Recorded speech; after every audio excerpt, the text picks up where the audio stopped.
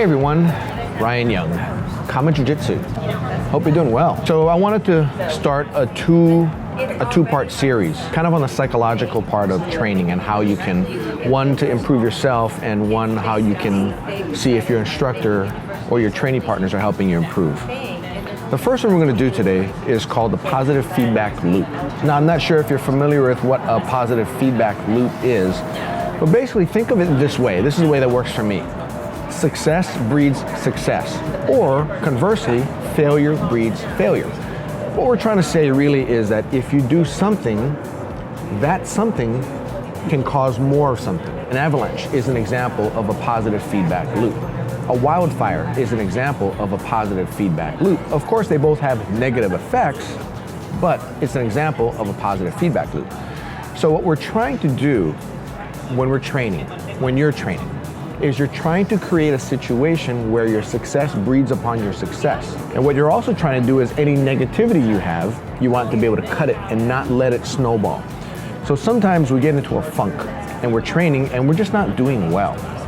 Sometimes what happens is it just gets worse and worse and worse. You know, you might have not only a day, but a week, a month, a quarter of bad results after bad results, where you just start to think to yourself, man, I just can't get anything right. That is an example of a positive feedback loop going worse on you. So you need to find a way to stop that. On the other hand, if things are you're just kind of in that zone, right? We say, I'm in the zone, I'm just tapping everybody out, whatever I'm doing is working. Then what happens is that your success starts to breed more success. So first get yourself in that mindset where you tell yourself, I need to be in that success mindset. Where if something is working, you need to find out how or why is that working, and then choose to replicate it. And if you're finding a lot of success with mount escape, ask yourself, how did I get to that point? And now let me replicate it in back escape. And once you do that, replicate it in cross-side escape, or as some of you say, side control escape. And just go through it in that way. So it gets to the point where you're realizing, wait a minute, my defense is dialed in, and the people I normally train with that would normally catch me are having a really hard time catching me, right? Get yourself in that mindset. Whereas sometimes if you're in a negative mindset where you're under mount and you go, man, John always destroys me from mount, right? Whenever he's mounted on me, I tap.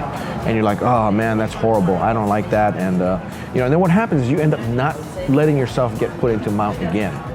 Because when you don't let yourself get put into mount again, you're still bad at it. John is still able to get you.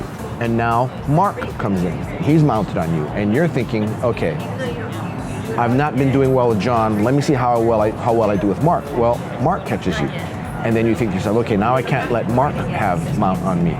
Eventually, it's going to get to the point where you're going to fight and not let anybody have mount on you, because you are in that mindset already before you even know that you just can't get out of mount.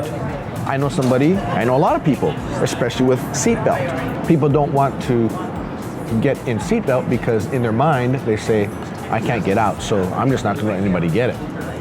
That's a positive feedback loop going for the negative. I mean, it's just multiplying on itself. It's that avalanche. You know, you get to the point where you go, I can't get out of anybody's back mount, so I'm not even going to get in the first place. So you fight like hell to not get in it, right? Conversely, maybe you get everybody in guard and you think to yourself, I can tap people from guard, but once they get past my guard, I can't tap them anymore. So you eventually progress through the years in training, sometimes even progressing through the belts, because you get better at beating people from guard, and your instructor sees, oh wow, you know, Ryan is tapping everybody. The instructor is not necessarily putting together that you're doing it only from the guard. He just sees you tapping people left and right. In the back of his mind, he may say, yeah, you know, watch out for Ryan's guard, it's really dangerous. But he doesn't recognize that your mount game is poor. You get to mount on somebody and you flip over and you start to play guard, and that's how you tap people, right? You're in a positive loop to keep you in guard and never go to mount, right? And what will happen is you're going to avoid every other position. When you avoid every other position, you're not going to get better. You're in fact going to get worse.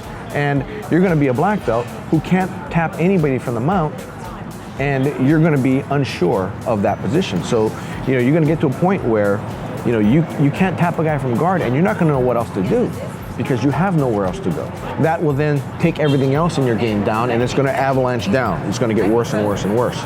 Make the positive feedback loop work for you, but you need to look at it and realize that a negative trend can also be a positive feedback loop. It's not all positive and not all negative. But the loop itself is positive because it simply means that the loop is just getting more, it's progressing on you. So try to think of those, look up the term, study the term, and see how it can apply to you.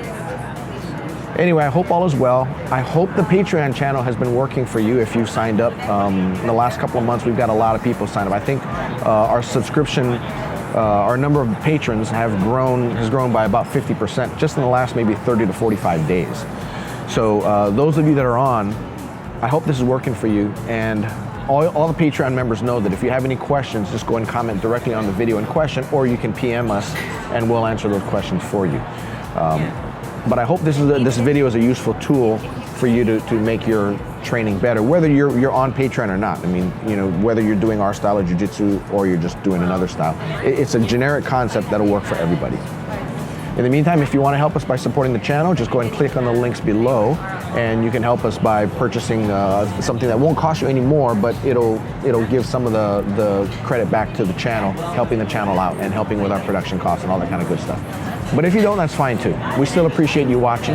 If you have any questions, comment below, and happy training. Bye-bye now.